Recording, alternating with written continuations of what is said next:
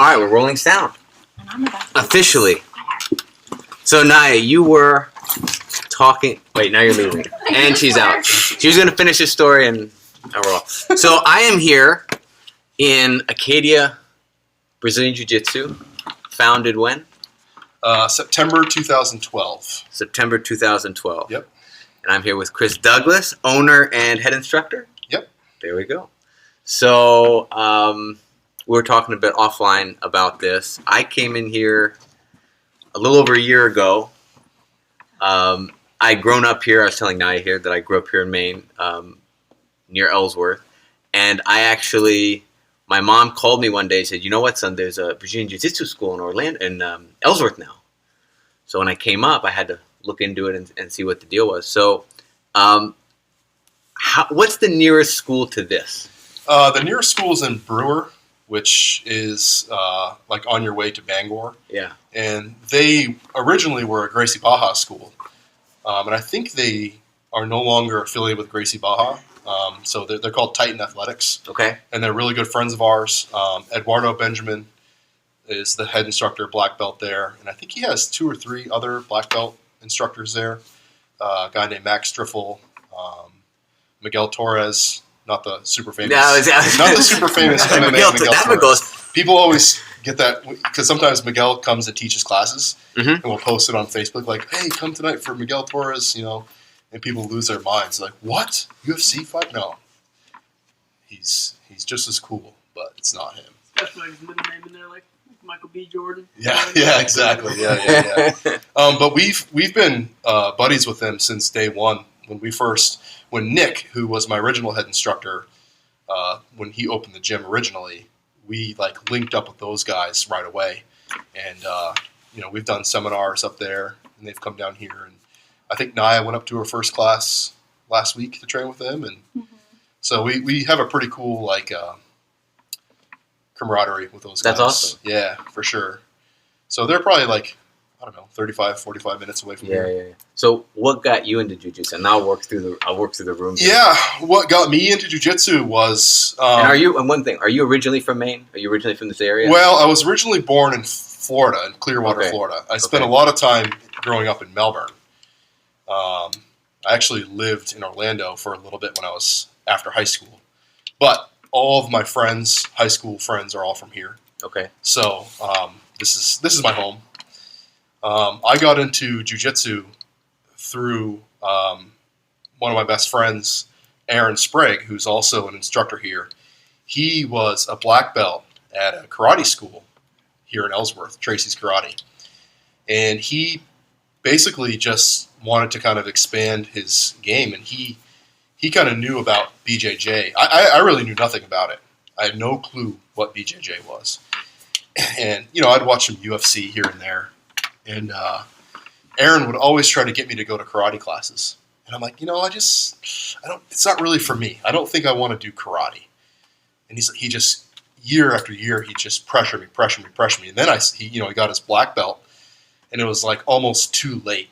It was I don't want to join as a white belt and have my friend be a black belt. It just kind of seemed unfair, So then fast forward a couple of years, Aaron actually bumped into Nick Braley, who we went to high school with as well. Nick went to school down at UNH, I believe, University of New Hampshire, after high school. And then he got his brown belt down there in jiu-jitsu at Port City BJJ. And then he had some family issues back home, so he moved back here. And he literally just wanted to open a gym just to roll. That's all he Randori every day. Yeah, he didn't even care if he had students. He didn't advertise, nothing. He just wanted a place to have mats and roll. And he actually bumped into Aaron Sprague in Bar Harbor, and Aaron had kind of known that Nick did BJJ. And Nick was like, I'm opening a school in Ellsworth. And Aaron said, I'm going to be your first student. And then Aaron texted me. This is August 2012. Aaron texted me and said, hey, Nick Braley is moving here. He's opening a BJJ gym. You should come try. And I was like, what exactly is that? And he's like, it's basically like the ground game stuff they do in UFC. So I did a little bit of research, and I was like, all right, I'll try it. And so Aaron took me up to my first class. And this was in the original location across the street over there. And he had... what, past pizza? Yeah, kind of just like one building down from Pat's Pizza. He had those Dolomer flexi mats, but he didn't have the cover on it. It was just they were just like the mats that were all taped together. And I shredded my feet so bad on that first day. I had a huge callus. I had a huge callus on my toe that like ripped off. It like sloughed off my foot. Jiu-Jitsu. And I was like, what is this? What are we doing? And I actually laughed when I walked in and saw Nick wearing a gi, because I thought it was going to be like UFC. I thought it was going to be like shorts and t-shirt. Yeah. And I saw my old high school friend wearing this gi, and I'm like, what are we doing? What is this? And he had this like old judo gi that barely fit me. I put it on and got my ass handed to me by Nick for, what felt like an eternity. And I was just hooked immediately. And it literally was just that first day, even though my toe was messed up and mangled, I was hooked. I'm like, this is it. And I was, prior to this, I was a really good athlete in high school, 3-sport athlete, basketball, baseball, and football. But then, like, you hit your 20s, and it's like you hit that wall. I gained a ton of weight. I was drinking a lot of beer, just really out of shape, eating unhealthy. And I just needed to change, and I stepped on those mats for the first time, and the rest is history, really. And that's kind of what got me into it, was Aaron kind of pushing me to try something new. But then once you stepped on the mats, it was like, this is for me, like you're a fish to water with it. Yeah, it just spoke to me. Yeah. I think it's human nature to want to wrestle and grapple, and it just kind of like, I'm like, I get this. Did you wrestle in high school? Nope, didn't wrestle. Okay. We wrestled with our buddies. Sure. Here, But that wasn't one of the 3 sports that you... No, it was basketball, baseball, and football. Okay. Those were the 3. And I was really, really into basketball. And I was actually playing in men's league after high school. And the last year that I played, I was so pissed off because we lost. I kicked a ball and it hit somebody in the head. And I'm like, that's it. I'm just done. I'm done playing in men's league because it wasn't fun anymore. Yeah. And then I step on the mat with my friends, and it's like, I don't know. It just clicked, and it's been a pleasure ever since. That's awesome, man. Yeah. So, at what point did you get an opportunity to become an instructor? So, I think I taught my first class, believe it or not. I was probably a 2-stripe white belt. When Nick just called in, he called me. He's like, hey, man, I'm sick. He's like, can you just run class? And by that time, I was going to class 6 times a week, and I knew how to do the warm-ups. He's like, just do the warm-ups and then just roll. Yeah. And I don't know, maybe 4 people came to class, and it was just like, I had no idea what I was doing. Just ran laps, did shrimps, forward rolls, backward rolls, all that stuff. So I think that was the first time I ran a class. But that was kind of few and far between. I helped with kids' classes a little bit. And then once I got my blue belt, Nick let me do a beginner class because he was teaching a lot of classes. And there was a Monday night slot that was open.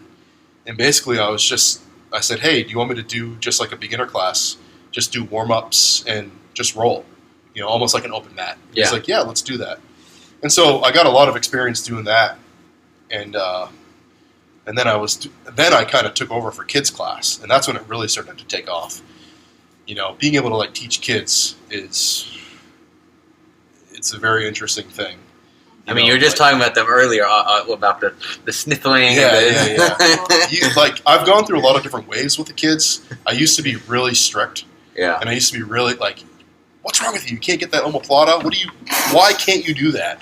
And they're like, I'm 5. And I'm like, oh yeah, you're 5. I forgot. And so I've gone through waves where it's been now it's very big picture with the kids, where I don't put a lot of pressure on them in terms of, every kid is so different, just like every adult, Some kids excel, and then so you can put a little bit more energy into them with technical stuff, and other kids need help with their forward rolls, Sure. So it's just a matter of kind of figuring out the avenue that each kid wants to learn, you know, and then sometimes they just want to play dodgeball, and so you can just play dodgeball for half an hour, and they make a lot of noise. Yeah, but we do things when we play games. We always tie it into jiu-jitsu. So it's like if we play dodgeball, if you get hit, you have to do a sprawl. Gotcha. Or if you get hit, you know, you have to do a break fall or something. You have to do something jiu-jitsu. A jiu-jitsu movement or something. Gotcha. Right. That lasts about 2 minutes, and then it's a free-for-all. Yeah. But no, it's good. So, and then I got my purple belt in 2016, I think it was. November 2016, yeah, it'll be 3 years. And then I took over as the owner. No, was it 2015? I forget. I think it was November 2016. That's right. Yeah, that's when I got my purple belt. And then I took over as the owner July 2017. So maybe my dates are messed up. Hey man, It doesn't I asked my co-host, and I asked him, how long have you been training? He's like 10 years. He's like, actually, I don't know. Yeah. And it turns out to be more like 15. So It might have been. you start 4 going years. fast. Anyway, so yeah, I took over as the owner, and then Nick was kind of going back and forth between Port City, and he was training down at Unity Jiu-Jitsu in New York, and then he got a really good job down in Portsmouth, New Hampshire, and in jiu-jitsu or outside jiu-jitsu? Nashua, excuse me. He he's a personal trainer by trade, Okay. so it kind of is tied into it, but not really. So he trains down at Triumph BJJ in Nashua, and he got his black belt from John Fain, I believe it was. Cool.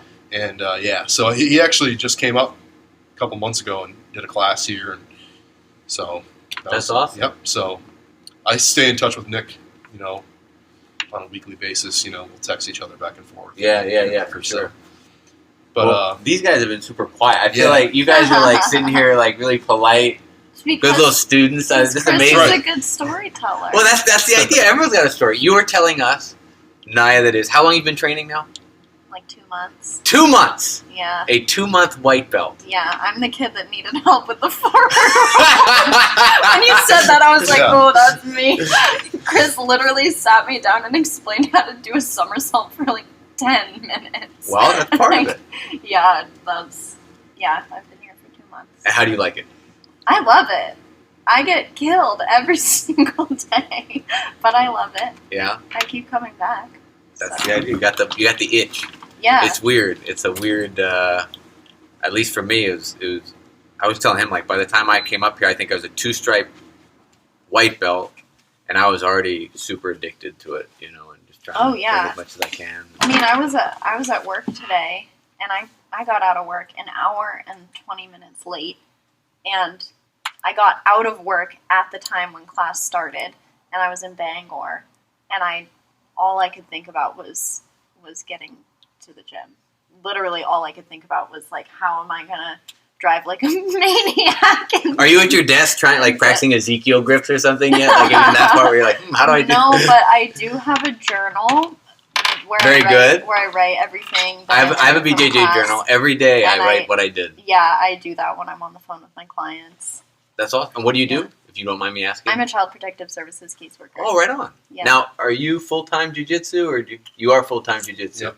Awesome. Living the dream. That Yeah, was so yeah. fun. I do a little bit of part time. I used to do tree service work, so I was working full time doing tree service work while running this, and then last November is when I started doing full time here. Right on, But man. I'll still do like Saturdays with them. Yeah. So I keep my foot in the door there Okay. in case things go poorly Just in here. case.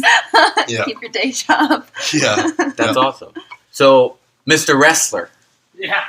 the wrestler of the group, how long have you been training jiu-jitsu?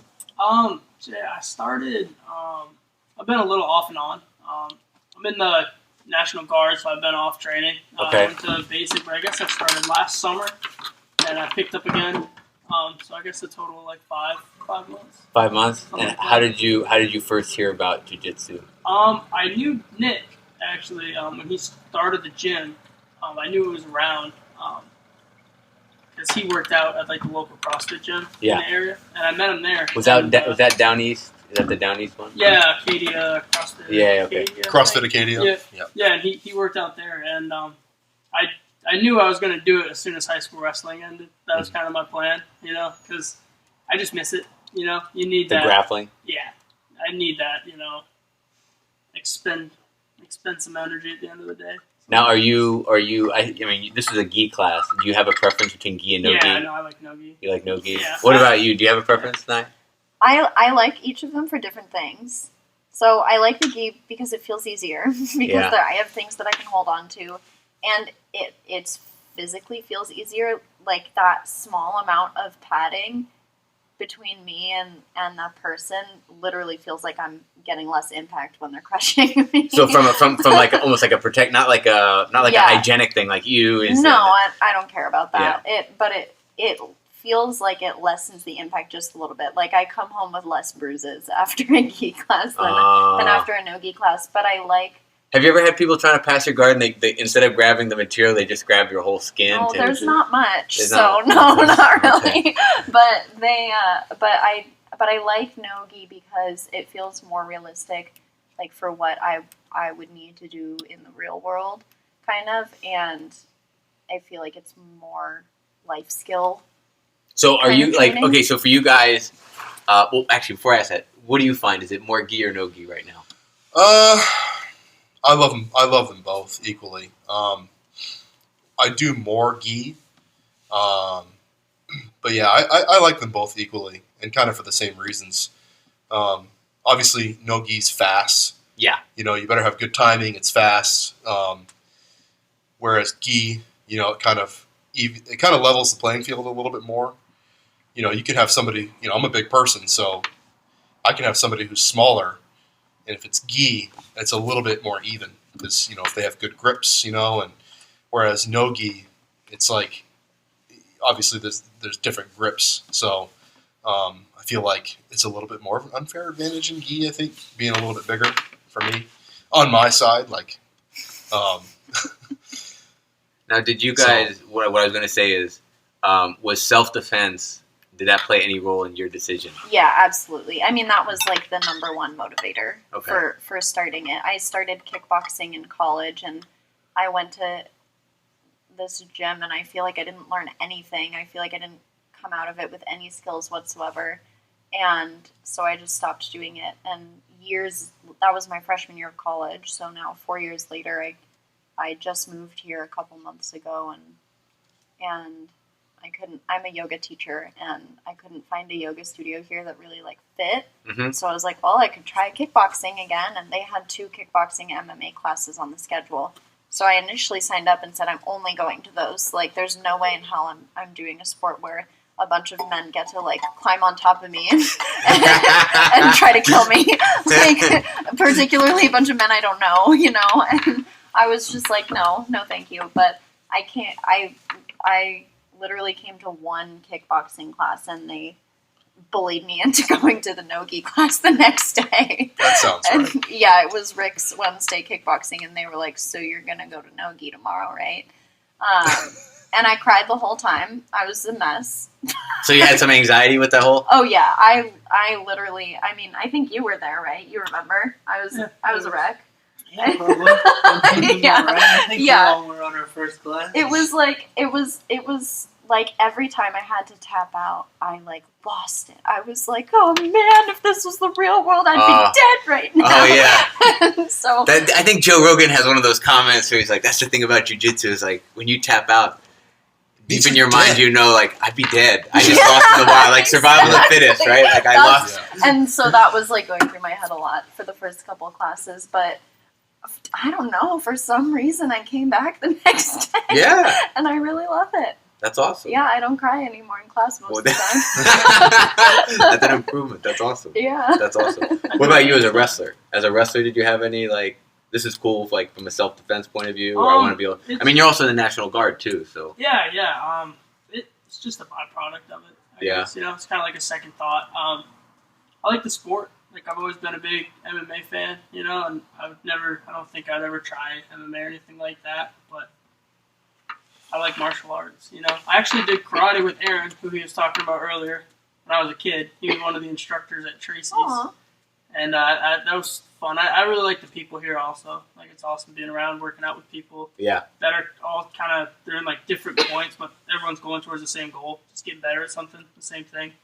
And it's just fun, you know. Yeah. Did you have any like wrestling habits, or like is it weird to be on your back? Yeah. No, it's bad. Like, do you go belly down a lot? Like, do you just... all the time. Every time. That's my go-to. We're like, hey man, guard! And you're like, what the hell is that, man? Yeah. Oh yeah, that's still my number one defense if someone's in like full mount, is just give them my back. Just try to figure it out. Thank you. So Number one defense. Yeah. So Yeah. I Give get 'em choked out a lot, but it's okay. It's just a comfort thing, you know. It's kind of. That's awesome. That's awesome. But that's why gi's good, you know, having to learn, because you can't do as many like wrestling tendencies. You won't get away with it as much in gi. Yeah. So it's good for learning the sport of jiu-jitsu, I think. Yeah, I find that all the wrestlers that I've come across pick up jiu-jitsu super fast. Like, it's just like those instincts and the hips you guys develop and the sit outs, like all that stuff. Like jiu-jitsu people, like I didn't wrestle, and like Right. that is something I don't possess. So it's like when I go to wrestler, I'm like, I'm really just trying to catch up. Whenever we do stuff in stand-up techniques, I'm like, okay, Sure. collar tied. Look, what am I trying to do here, grip wise? What am I trying? So that's awesome. But yeah, definitely in gi, I feel a little safer because Right. I have my grips. Yeah, it's In no funny. Yeah, I gi- feel the opposite. I guess. Yeah, I don't mean, know, no gi, I feel better now because Yeah. I went on a bit of like a leg lock binge and started learning leg locks. Right. Which, by the way, I wanted to ask you this, but I guess you answered it. I saw you calf slice a white belt. Yeah. And I was like, well, I guess that's what the policy. So, what's your policy on leg locks and stuff? Hey, There is no policy. it's one of those things where at one point in time we had when Nick was an instructor, he had a rule no heel hooks, and this is 2012. You know, Mhm. We're not training to be in IBJJF tournaments. Okay. I feel confident enough in my leg locks and calf slicers and heel hooks and stuff like that. Like, I'm going to be able to do it safely to a white belt. I think it's important that they know that they're out there, Mhm. and that they also know like how to do it. Like, you know, you can drill stuff forever, but like until you see it in a roll and have somebody who knows how to do it safely to you, like. I wouldn't want Andrew, who's the wrestler, by the way, you know, me doing that to him is kind of setting a precedence. If he ever gets in that position, he's not going to just crank it 100 miles an hour. He's going to be like, how did Kris do this? Oh, he did it nice and slow and in control. So I have no, I mean, we do, I'm not saying we do leg locks in the kids class, but like we do, like I was teaching the kids last year, we were doing the Ashigarami position, and like, you know, they were kind of picking up on it, and it was pretty cool. You know, we weren't doing any leg locks, but I think it's super important to know. Do you worry that if you apply it to someone that they might spin the wrong way, for example, and tear their own shit? Or is it like you're only doing it with someone that they've been exposed to the concept a little bit? Yeah, like, I mean, that position that he was in tonight, he wasn't moving. So Well, that was a calf slicer too. Right. Heel hooks, things like that, of that nature, we kind of have like a catch and release policy. Okay. Where it's like, it's kind of like you make eye contact, you're like, I got you. There's that mutual thing where it's like, Right. I hope you're a nice enough dude to tap. Like, Right. I've got your heel right now. I think that anybody who does a heel hook in here knows that it's like, knows how dangerous it is, because we talk about it. You know, it's not like this secret hidden thing where it's like, hey, only us upper belts are allowed to do heel hooks and you guys can't do them. We talk about it, you know, especially Aaron. Aaron teaches the no-gi class, and he really loves doing that stuff. And he always prefaces it with, this is dangerous stuff. Like, you can almost hurt yourself more than, you know, the person who's in it. So you have to be super careful, you know, and just don't flail when you get caught in it. And so I think that for the most part, if I catch somebody in a heel hook, like, you can, I mean, if you've rolled for 6 months, you can feel the other person's tension. If I feel that that person's going to be tense, I'm not going to even put it on. I might just catch it, give myself a little pat on the shoulder, and then let go. Right. You know what I mean? So, because I know that they're going to either spin out of it. So, and then I'll let them work their way out of it. But I actually really don't do that many heel hooks. It's maybe one a month, maybe, it's not really a big part of my game. But yeah, I think it's important to expose these guys to everything, So how do you like structure your curriculum? Like, is there a distinction between, do you have like a fundamentals class and another class, or are they just all kind of together? Yeah, like we don't really have, I would usually consider the classes that I teach kind of the more basic classes. And it's kind of funny, like I go through phases where like I'll get really technique heavy and I'll be like, okay, this week we got to really work on collar chokes, or this week we really got to work on whatever. And then I'll get real concept heavy. Like recently I've been real concept heavy with like escapes, and we've been doing some just escape drills and sweep drills. And I really feel like the students sometimes, they're their own best teacher half the time. Like if you can give them a set of parameters and say, I want you to put yourself in this position and then figure out a sweep based on these 2 or 3 guidelines. Because that's really what rolling is, in my opinion. I've been to dozens of seminars, been taught thousands of techniques, but really what it comes down to is, in my humble opinion, is like an outline of concepts. Because what works for me isn't going to work for Naya. Yeah. So what works for me isn't going to work for Justin, and vice versa. So if I say, hey, you two, you go to mount and you have to do a sweep, I don't care what it is, just figure out a sweep. That way when they roll, they kind of have that in their mindset. It's not like, oh my God, where do I put my hand?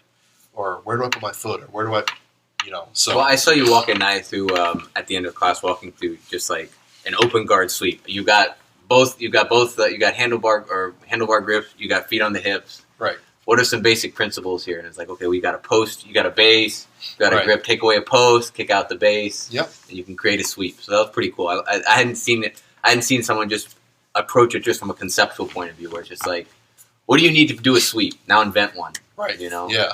And to me, like that's, it's one of those things where I think as you train, the more and more and more you train, the less you rely on your teachers to like teach you techniques, and the more you get creative, right? So as a white belt and beginner blue belt, that's when you're really trying to figure stuff out and like, what do I need for my basics?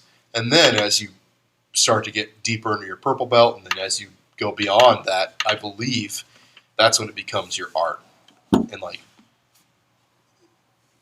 you could have somebody just show you a technique, and this is how you do it. But are you ever going to be put in that exact position when you roll? What are the chances? Like, it could be good, but there's so many little nuances to every little position. So the little kick that I've been on recently is just kind of like putting them in a position and saying, figure something out, see what works. You have to fail. Failing is a huge part of jiu-jitsu, So that's the way that I look at things a lot of times, In terms of curriculum, usually like I'll pick like, last month we were doing mount escapes, and it was just like mount escape, mount escape, mount escape, mount escape, mount escape every night. Hard month for It was a hard month. She's like, God damn it! This is the first. This is the. But I start jiu-jitsu. We're doing mount escapes. But the thing that was cool about it was because I've been teaching for four years, and it's like I could show 1,000 moves throughout a week, but what's the point? You know what I mean? So it's like we're going to work on this one thing for a month, and by the end of it, people were escaping mount. It was like second nature. Now, what did you teach? Did you teach the elbow escape? Yeah, it was a lot of that. Making the leg nice and flat, the elbow getting on your side, catching half guard, and kind of working from there.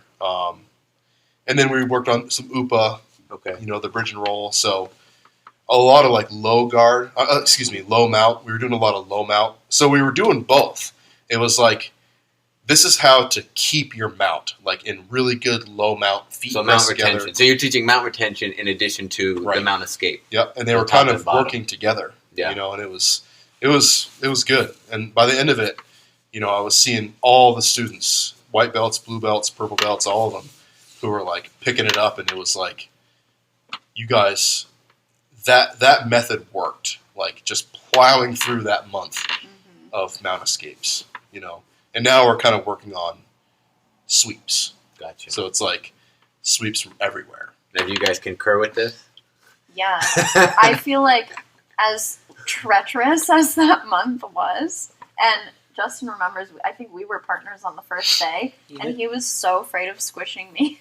And because we were just doing drill after drill after drill, and Kris would walk over and be like, put all your weight on her. What are you doing? You're not going to hurt her. You're not. So is it And I'm over there being like, ugh. So when you guys do the drills, like how much resistance are people doing? Is it like let the person succeed 100%, like go with it, or give some resistance, do progressive resistance? Like, Yeah, I would say usually the first part of the drill is like let them get the movement down, and then we kind of crank it up a little bit.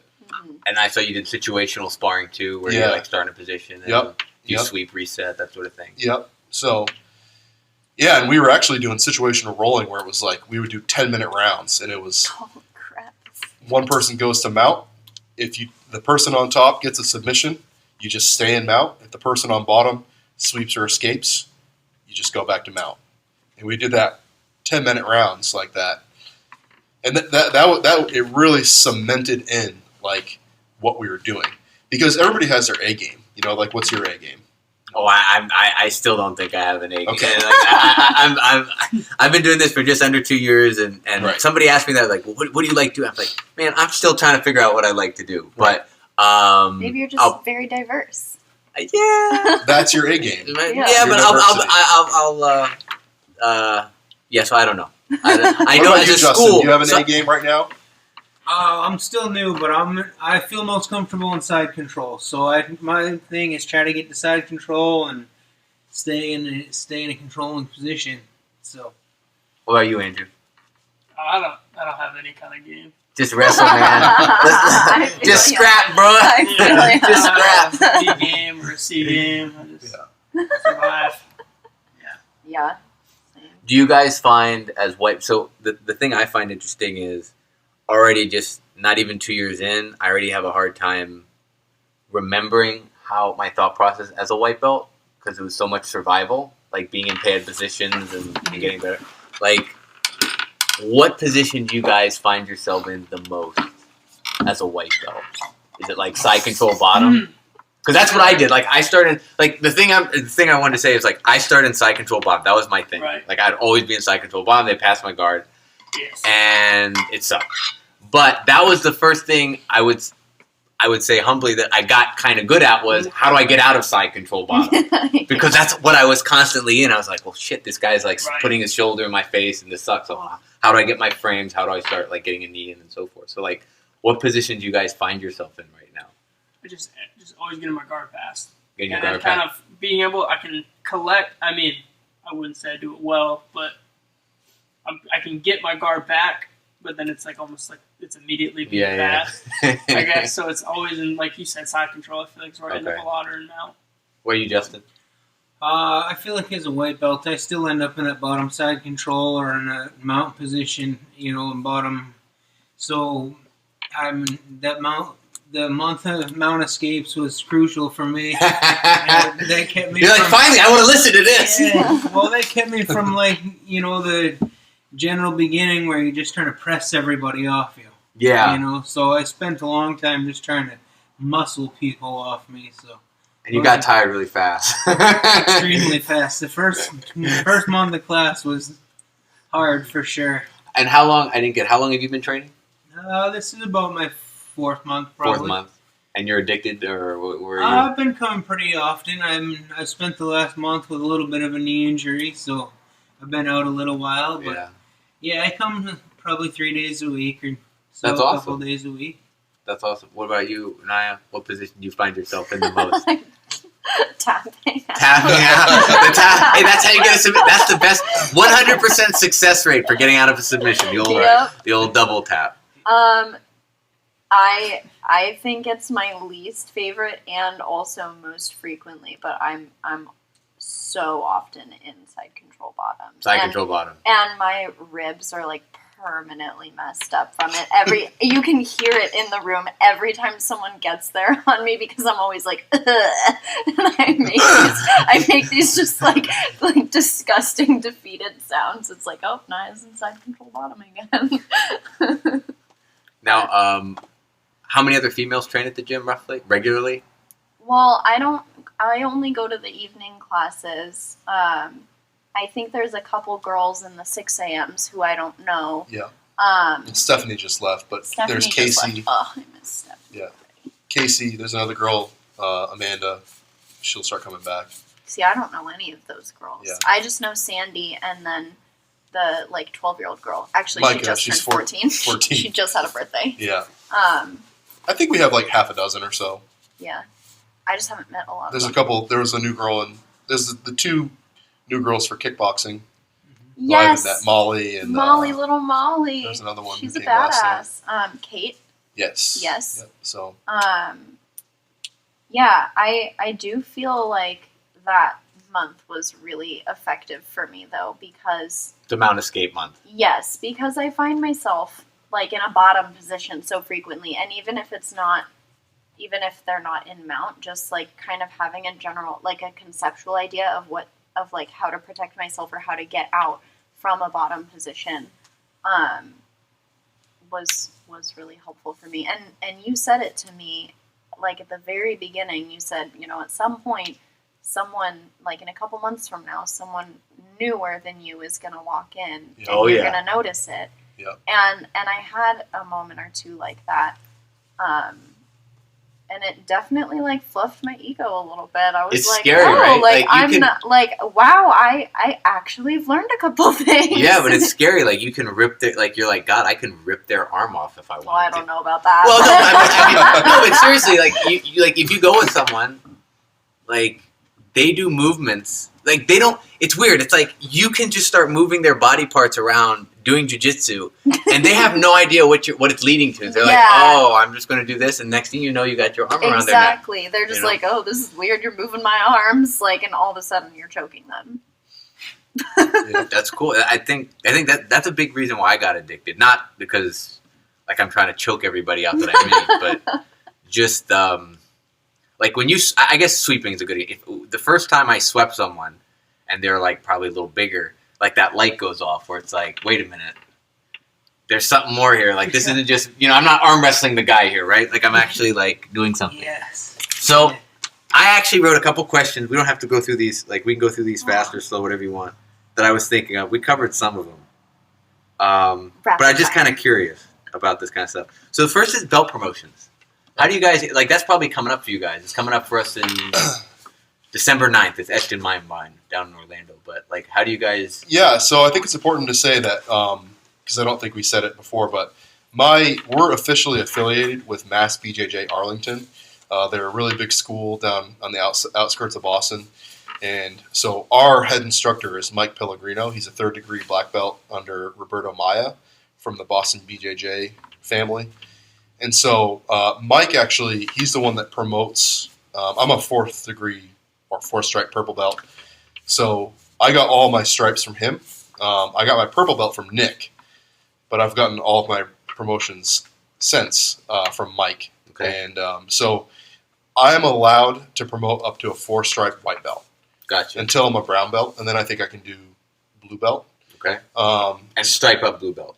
I believe so. Okay. Yeah, I believe so. So ever since we became affiliated with Mike, he's done all of like the blue belt promotions, and he comes up like 2 or 3 times a year. He doesn't have like a set, and I think at their school they don't have like a set thing where it's like quarterly promotions. It's kind of just like a feel because they have people start at so many different times, and it's just like they have a lot of people who compete. They have a lot of people who don't compete. So, so they don't have like set dates where they do promotions? Nope. So there's no like. So for example, as just an example, like at my school, we have promotion ceremony twice a year. We have summer promotions and winter promotions. Right. And people get striped up outside of that. Gotcha. But belt promotions outside of, there will be the occasional surprise one. Right. Typically, maybe if someone might be leaving and they're maybe a month away from actual promotions, they'll get promoted before they move out of town, something like that. As far as I know, because I follow him on social media. Mm-hmm. Like just last week, there was like 2 or 3 people promoted, and they were all on different days. But it wasn't like one big day where 10 people got promoted. I think he maybe keeps it around the same time, but no, it's not like. I think Gracie Baja does that too. I think they do a summer and a winter, I believe. Okay. Different from stripes. I think they can get striped up, kind of like what you were saying. But belts they do, because their head person is Carlos Torina. Mm-hmm. So he comes up like 2 or 3 times a year to do big promotions. But for Mike, no, I think it's just a feel for him, and it's just he's been training for 20, 25 years, and when he comes up, they're actually coming up this Saturday to do a seminar, and I'm sure there'll be some promotions here and there, but it's not like we're not all chomping at the bit, going like, yes, finally, I'm going to get my brown belt. Like gotcha. I have no idea. He texts, we text back and forth, and he said, he's like, listen, you're close to your brown belt. These are the things I want you to work on. Next time I see you, we'll talk more about it. And he wants me to go down because being the top person here, besides Aaron and myself are both 4-stripe purple belts. Like, I don't have a brown belt or a black belt here to push me every single day. It's like, these guys push me hard, the white belts and the blue belts, they push me hard, but it's not the same as like a high level black belt pushing you. Mm-hmm. It's just not. And so he wants me to go down there and train with his guys and like kind of really see where I'm at. And I think that's kind of what he wants to do with like people who have 4 stripes.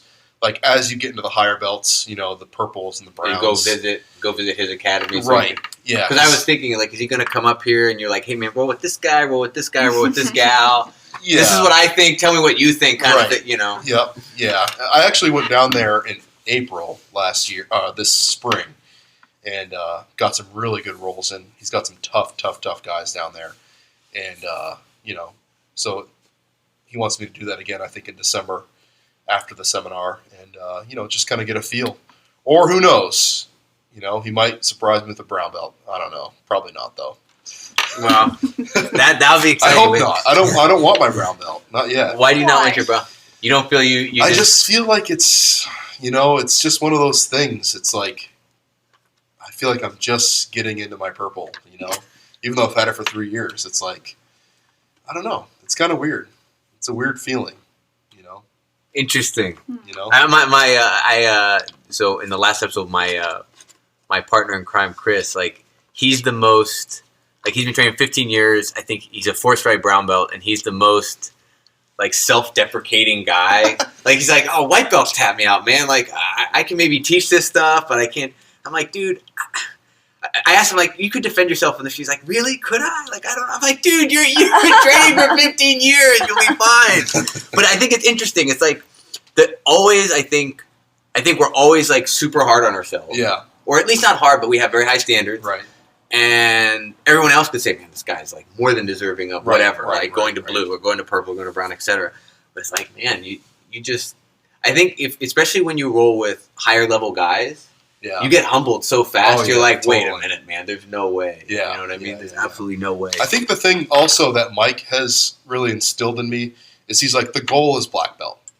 Like, and so I'm kind of, it's like that's in the back of my head more than the brown belt. It's like the goal is the black belt. So it's kind of like, I don't know. It's kind of a weird thought for me where it's like, yeah, I mean, the next step is the brown belt, but really, ultimately, the goal should be the black belt, and that's what you should be going for every class. Is like, I want to get that black belt. Is there like in your mind, and I guess also from your instructor or professor's mind, like, do you guys have a distinction between like a competitive, like, jiu-jitsu practitioner and a non, like you said, there are a lot of guys that compete down there. Like, is he? I wouldn't say grading him on a different scale, but it's like, is he going to promote them under a slightly different criteria than the people that are, let's say, recreational? Yeah, I don't think so. I mean, because I compete. I did 2 Boston Opens this year. Is that the nearest place you have to go to compete? Yeah, I mean, there's some small local ones. Like, there's one in Augusta, which is next 2 hours, month. which is like 2 hours away. Yeah, there's a couple in Portland. There's some grappling industries. I mean, I grew up here, 2 hours away. I get that, but for a lot of other people, Orlando's like 2 hours away. I'm almost in Miami now. You know what I mean? It's like, come on. Yeah. But yeah, the big ones like the Boston Opens. That's the closest. They have some grappling industries, I think, in New Hampshire, and have you heard of like Naga or Newbury? I've never done a Naga one. No. Do they exist in the Northeast? Yeah. Oh yeah. Okay. I think they do one in Massachusetts. Again. Yeah. 6 hours away. Yeah, minimum. But yeah, I mean, I compete. Sandy competes. Aaron's done some competitions. But yeah, no, it's not like down there where it's like, hey, it's just a train ride to, UMass. Sure. Just compete for the weekend. Well, and I also saw on your Instagram, Acadia BJJ, right, on Instagram, that a couple guys, I don't know if they train here full time or they just came through, but had some MMA fights up in Bangor. Yep. And did okay. So how like, what's the MMA scene for you guys? Like, so, are there people here that train as part of their MMA curriculums? Yeah. So basically, that for us, the kickboxing and the MMA is just a supplement to jiu-jitsu. Like, we're not trying to be a feeder for like the MMA circuit in the area. Like the majority of your students are jiu-jitsu. Right. Okay. Yep, exactly. If you want to do MMA and if you want to like be in a fight, my coaches will kind of help you with that. Yeah. Me personally, I teach 12 classes a week. I don't have the time and energy to like put into an MMA fighter. If you want to come to jiu-jitsu, I'm going to treat you just like a normal student. So that's why my 2 MMA coaches, I kind of let them deal with that aspect of it. And it was great. We had 2 fighters at a fight in Orono. One fighter did really well, and the other fighter lost, but it was a really good experience for him. And I think he's going to fight again. He didn't get too banged up? He broke his nose. Oh, that's fine. That's superficial. Yeah. But that adds character to the face, man. The kid that he was going against had a lot more experience. Yeah. And they had couple pretty good scrambles on the ground. And our guy, he escaped I think the guy had him in a head and arm choke. And he escaped out of it. They got back to their feet. And it was just a TKO by strikes. Gotcha. They just stopped it. But it was good. It was a good first experience for him. He's young. It was Corey.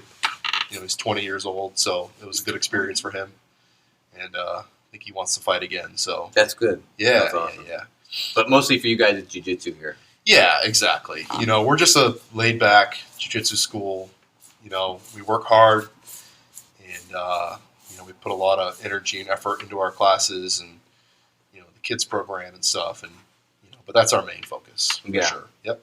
So, I kind of was wondering, this really perplexed me. It seems like Maine is becoming a destination for jiu-jitsu people. Okay. Which is kind of odd for me. Like, because I grew up here and I don't associate this with Brazilians and stuff, but Origin's here. Yep. And they're a huge gi company. Yep. I know about Origin because everyone at my gym is an Origin fanatic. Yeah, we have a rep that trains there. They have a camp that brings in Mackenzie Dern, Jocko, all the big guys. BJJ Globetrotters, which we talked about earlier. They have a camp. Yep. And those are just those are 2 big ones that I can just think of off the top of my head. Yeah. Why what brought people up here and have you had any talk with the Origin people and that sort of thing? Like what? Yeah, when we first opened, for some reason I missed that class, but Pete Roberts, the owner of Origin, actually came and trained at our gym. No kidding. And it was like, I didn't really know what it was at the time because I was brand new. But like in retrospect, I'm like, why did I miss that class? Oh. How is that possible? Like I was coming to like 6 classes a week. It was like one class. Okay, so you were already like into the training. You weren't like okay. Yeah, I was probably a 1 or 2 stripe white belt. Gotcha. But it was like I found out later. I'm like, wait a second, who was here? Pete Roberts, and then I'm like, oh my god, how did I miss that class? But I don't know. It just seems like, I mean, if it wasn't for Nick originally coming here to this area, then I don't think there'd be another. Nobody else would have. There's not another school like a block away. Yeah, You know what I mean? I have had a couple of people. I had a guy call me a couple of years ago who said he might be moving to the area, and he was a black belt, and he was just kind of feeling out the jiu-jitsu in this area, and he kind of was like, well, he's like, I don't know, I might just open up my own school in Ellsworth, and it kind of gave me like a brief heart attack. I'm like, oh my god, a black belt, but I think I'm confident enough in like kind of our program and being affiliated with Mike. Mm-hmm. People come in here, it's professional looking. We have our Mike Pellegrino poster, nice and framed. It's not just a club. It's a school. And we have these nice folders that I give to all the new students. And all that stuff with all the information. And it's like that's the one thing that Mike has done for me is he's like, you got to be professional. You can't just be a club. You have to look and actually be legit. That way, when you have visitors come, it's not like they're not going to post on the internet and say, oh, I went to this gym run by purple belts and it was awful. We have people come here who are high level, black belts and brown belts who, they say good things. They say, hey, you guys had a good class, and they give us a good review on Facebook and Instagram and whatever. And, that's what it's all about, I think. But in terms of like why jiu-jitsu's getting crazy in Maine, I think it's just spreading everywhere, isn't it? Yeah. It's a beautiful place. Those guys do those, the origin. What time is the origin camp? Because I know the Globetrotter ones, they come like in the late spring, which is really the start of bug season. It's kind of rainy. I'm like, I don't know if this is like showing off Maine at its best point, but what is it? Is it called the immersion camp? The Globetrotter? Oh, the origin. The origin, I think, immersion is camp. Yeah. I feel like it's in early summer. Yeah. Yeah. I feel like they just had it a couple months ago, like maybe a month or so ago. Yeah. They have it on like a lake. It's like this camp area on like super pretty. Strong, Maine. What's that? I think it's in Strong. The town Okay. is Strong. Okay. Yeah, it's like a legit summer camp. Yeah. I know, but it's like you look at the names of people. It's like for me growing up in Maine, rural Maine, I'm like, damn, look at all these Mackenzie Dern's here, Jocko's showing up. Like, what the heck's going on? I don't know. It's wild. Have you been to any of those camps? No, I haven't. It's hard to get away from here, so I'd like to. We had Nick Gregoritis here. You know who that is? Jiu-Jitsu Brotherhood. No, I don't think That so. brand with the blue. Oh, okay. That patch? Yeah, so I think I've seen the patch. So Nick Gregoritis is a Hadra Gracie black belt. Cool. And we had him here for a seminar last year at this time. And he's doing camp out, I think it's in Northern California. I forget the name of it, but another huge camp, I think that's just kind of the way it's going. Mm-hmm. Just like the Globetrotters and the Origin Immersion Camp, like it's just, people want to like unplug. It's like Burning Man kind of. It's like Jiu-Jitsu Burning Man. Oh yeah, no, for sure. What That sounds amazing. Random question. Do you know by chance who the first Maine black belt was? First Maine black belt? Man, I don't know. I know that there's a guy named Jay Jack who owns the Academy down in southern Maine. He's been a black belt for a long time. He's the only one that I can think of that I know that's been a black belt for a long time. What about probably a couple others? What's that guy? Isn't his name Davis? The Irish hand grenade. Oh, Marcus Davis. Marcus Davis. I think even just a black? got his blue belt. Oh, really? Okay, I don't know. I've rolled with him before, and because he used to be part of. Because he's in Bangor. Team Irish. He used to be, yeah. So he lives in North Carolina now, but he used to be part of. It was Team Irish, and they were connected to Gracie Baja or Titan. So yeah, I rolled with him a couple times, and he loved him to death. He's like, what belt? He's like, I don't even stick a belt. I mean, he's just one of those guys where he's not very big, and you roll with him, and you're like, this. It's like kind of like growing up. You mentioned you were tennis, right? Is that your big thing? Well, I mean, I haven't touched a racket for years now, but yeah, that was. But it's like sport. It's like the first time you see somebody who's like a different level. Mm-hmm. It's like you have everybody who's like really good, really good, really good, really good, and then you see somebody who's like, oh, that person's a pro. Like that was the first time I ever saw Marcus and like rolled with him. I'm like, oh, he's a professional fighter. Like I have zero chance. Like there's not even a hair of a chance of beating. Not even beating. Like not even a hair of a chance. Was this in gi or no gi? It was no gi. Okay, so but in his wheelhouse. I don't think it would have mattered. He would just grapple you in gi. He's like, I don't need grip. It was like this is somebody who's they're on a different field. It's like you're playing the same game, but it's like, a different level. That's how I feel every day. Yeah. I was going to grapple with the gi on. Yeah, and I've rolled with a lot of really high level people too, but somebody like that who's like dedicated their entire lives to like killing people, it's like insane. I was like standing with like Rick Hahn, who was in the right. summer. Yeah, we had Rick Hahn here. Olympics for judo. You know who Rick Hahn is? It's judo, right? Yeah, he's a judo black belt. He's also a Brazilian BJJ black belt. He must have been tossing people left and right. Yeah, it was pretty awesome to watch. Cool. Yeah, he came here, and Really cool. him and his wife, Jackie Hahn, she's a blue belt. She's a beast too. They just came here. They're up on vacation, and they came and taught a couple classes. That's awesome. And just like dropped in and taught some awesome judo, and then kicked our asses. It was pretty awesome. Yeah. For sure. That's awesome. We're getting up on an hour, so I don't want to keep you guys. Your time has been awesome. I really appreciate it. Before I let you guys go, I just want to go through it. Justin, and you guys, you're on the spot because I'm going to ask you the question first. Do you have any goals in jiu-jitsu, and what are they?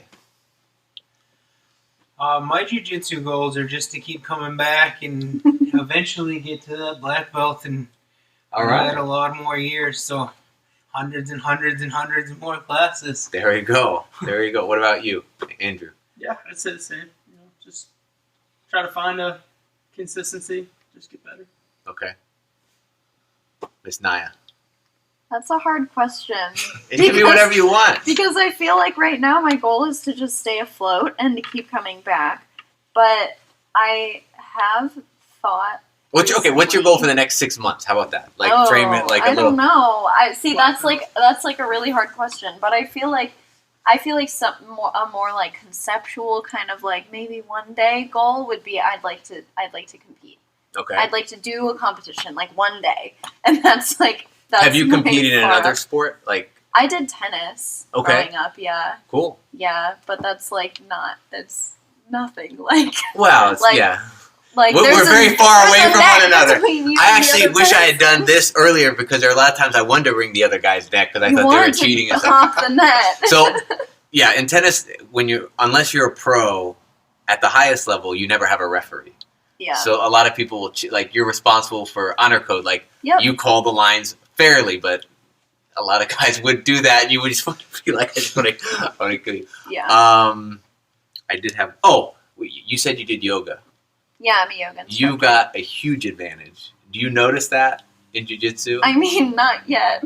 When I learn how to use it, yeah. I notice it when people try to do like arm submissions on me, and I have that extra like 5 or 6 seconds to try and wiggle out of it because my arm just bends for longer, and so that I notice it in little moments like that. Oh, if you want to invert and stuff, like it's flexible people are a pain to pass their guard. So you keep that up. I'm trying to I don't want to teach her that because right now it's like, yes, I pass your guard. As soon as she learns like the rubber guard and inverting and all that, we're going to be done. Yeah. Judd's already teaching me on the side. I know. It's annoying. No, but it's cool. And also Naya can like put her feet behind her head and like tie her feet in a knot. Yeah. It's like, I mean, also just from injury I'm prevention. birthing myself. Yeah.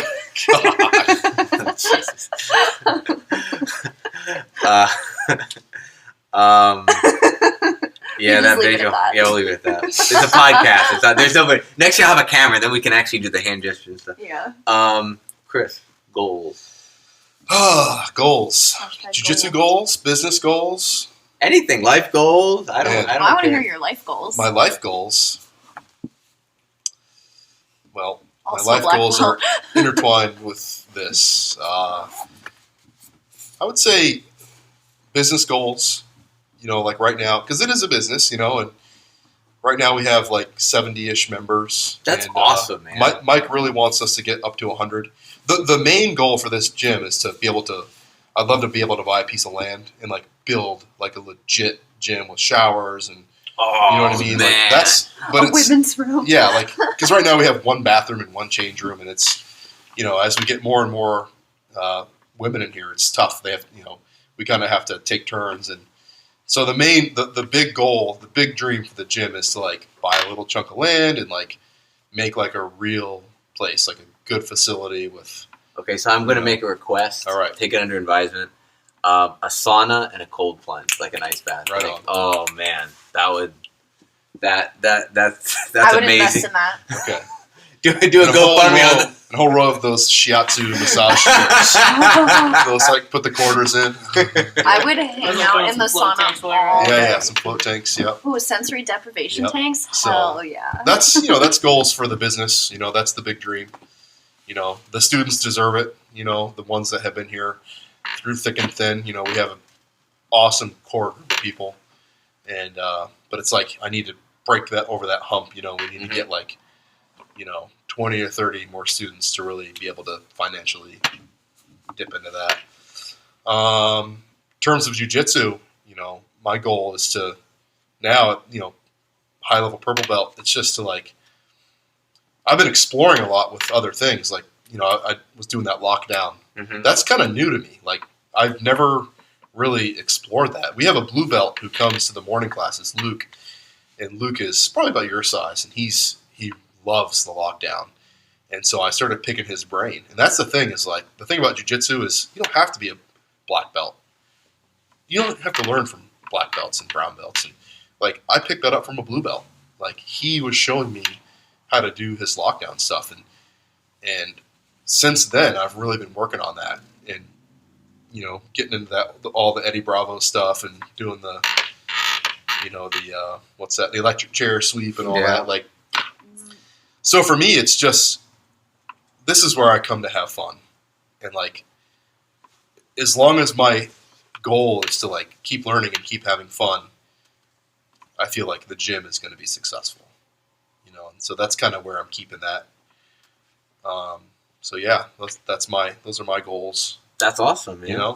That's awesome. I do you guys like watch any instructionals? Are you like I want to go through the Danaher stuff? Yeah. So I actually need to give credit a little bit to Kit Dale because I did some of that stuff. I don't know if you know what Kit Dale is. The name sounds. Kit familiar. Dale's an Australian jiu-jitsu guy. He's a really, really good instructor. Oh, he's the guy that got locked in. I think he promoted Lachlan Giles. I think. Oh, maybe, yeah.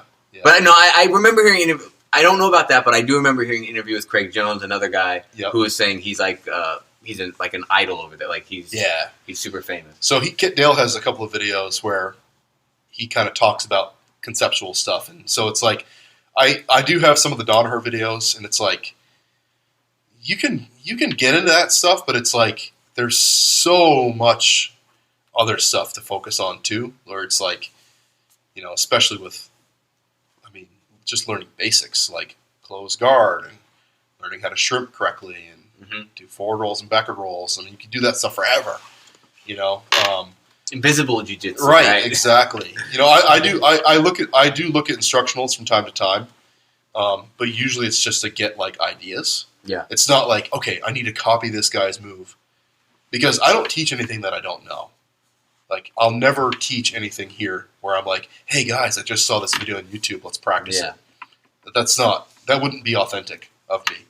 I might watch a move on YouTube or something and try to implement into my own game. And then if I figure it out, I'll give myself 3 or 4 months, and then I might teach it. But never just straight from the internet onto the mat. I mean, at least there you can say, use some common problems I encounter. people do this, then you do that, Right. that sort of thing. Right. I had one of the black belts from my place recently got promoted. Nick Paul. He Never trust a guy with 2 first I know. names. Well, that's me too. This is a good joke because that's me too. Oh, that's right. Yeah.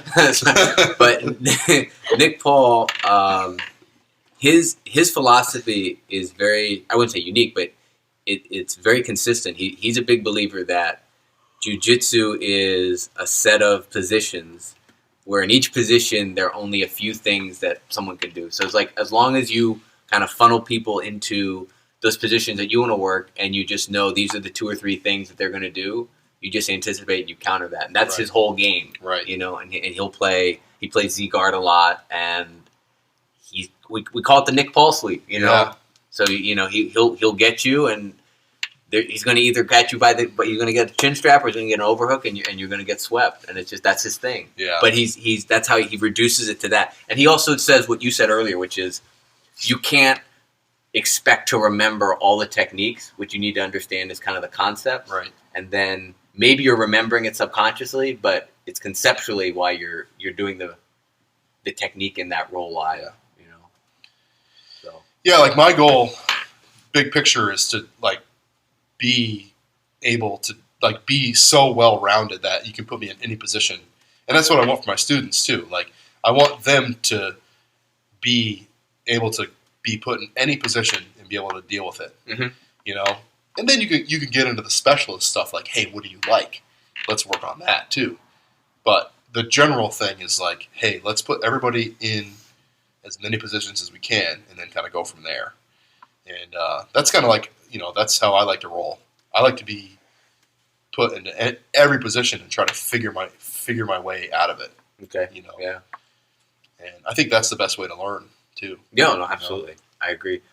This sounds. I'm not trying to toot my own horn here, but did any of you have a question for me? Because you guys have done a lot of talking, and if you had a question for me, you can ask it. If not, I'm not offended.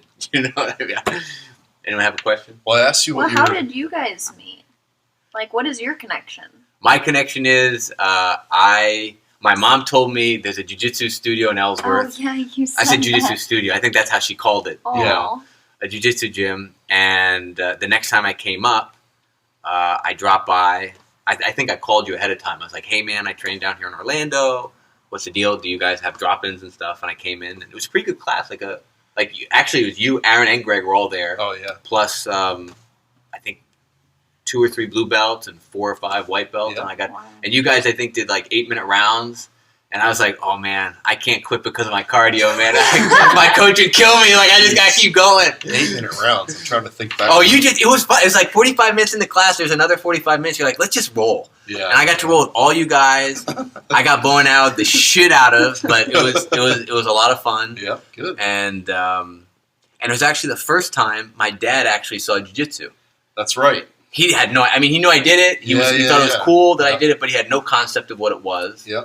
And he saw it, and the thing that really, the thing he really liked, he couldn't get over just how friendly everyone was. He's Yeah. like, these guys are strangers. This is what he didn't say, but this is what he's thinking, right? Right. Like, they're a bunch of strangers. My son just showed up, and they're all hugging each other afterwards. You know what I mean? Yeah. It's like, what's going on here? Yeah, you know? yeah. So he was really blown away and really impressed by that, and Yeah. he's been a fan of jiu-jitsu ever since. Oh, awesome. From that. Yeah. Even though he has no idea what closed guard is, Right, like, right. you know.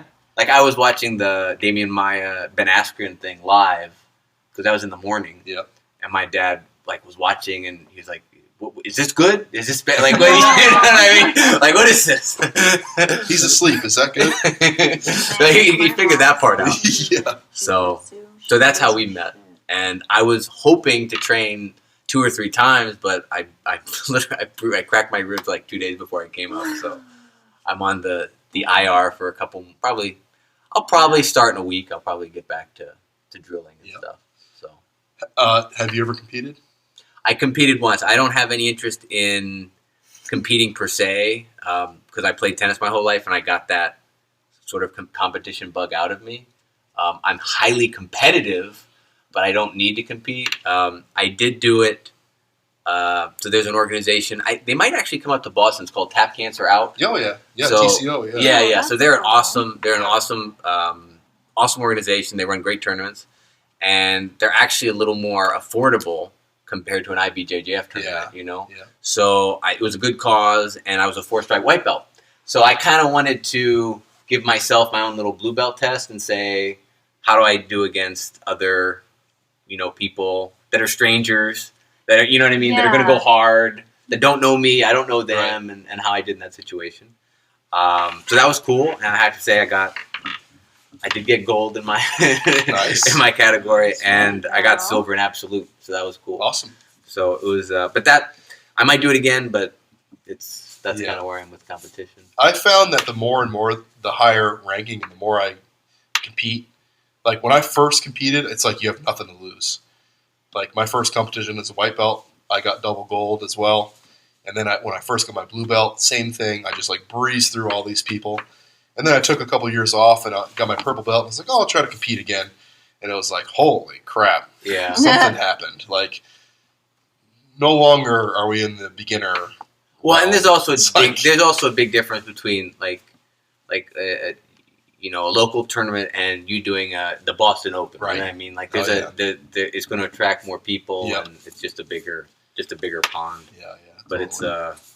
It's competing's fun. Actually, I mean, like I kind of wish I could travel around more and drop into more gyms, because I think just that is cool. Not that I'm trying to like come in and I'm gonna defend my gym's honor and wreck all these guys, but just to feel other people and other roles. And I was excited to come back because I was like, I wonder what Kris is going to think, because like I rolled with him as a 2-stripe, white belt. Now I've got 2 stripes as a blue belt. Like, what's going to feel different? You know what I mean? Yeah. And I'm actually going to recognize more things, because I know you the one comment I remember from you at the time was, hey, you actually didn't fall right into that lasso sweep. You know what I mean? Like you put me in lasso guard. Yeah. And we had actually just practiced lasso guard there. So the first thing we learned is, you want to pass to them, but they're gonna sweep you, they're gonna bicep slice you, they're gonna do that. Yep. So I just kind of sat there, and you're like, actually, that was pretty good that you know what I mean? I was trying to undo the lasso. Now that it's funny. Now that you're saying that, I remember that now. Yeah, so it's like that kind of stuff. I don't do that anymore.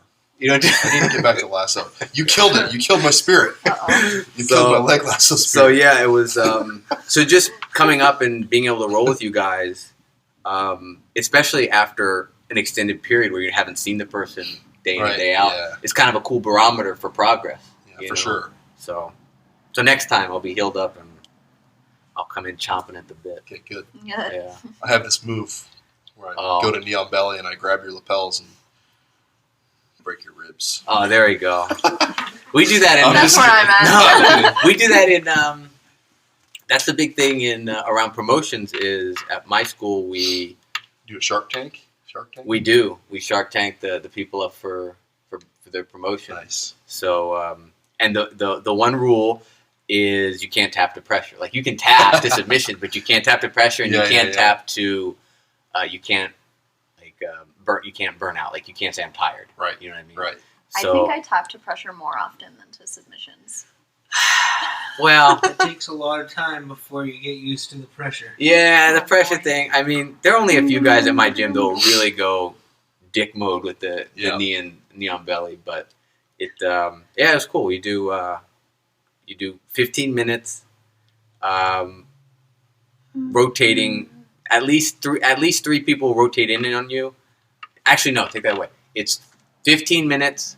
Every 2.5 minutes, you get a fresh person. Nice.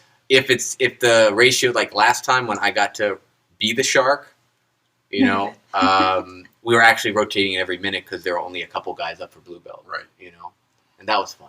Nice. That was fun. So, yeah, jiu-jitsu is fun, man. Hashtag jiu-jitsu brings the world together. That's right. So, yep. Kris, where can people find you guys on the internet?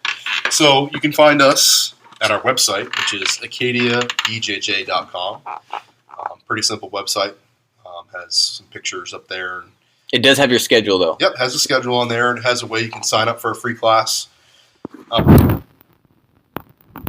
which I think is Acadia_Brazilian_Jew_Jitsu_. I think something like that. You can just search on Instagram, and also Facebook, Acadia BJJ on Facebook. I can confirm it's Acadia_Brazilian_Jiu-Jitsu. Well, _Ju_Jitsu. What else does it say on there? We are the easternmost Brazilian Jiu-Jitsu school in the USA. That's right. So if you want to catch the sunrise here, this is where you'll see it first. That's awesome. So nobody in Eastport or anything like that? Not that I know of. That's awesome. We actually have guys who come from Machias and come from Jonesboro. No kidding. Which is like an hour and a half drive. Yeah. To come, who are like full-time students here. And what about your affiliation?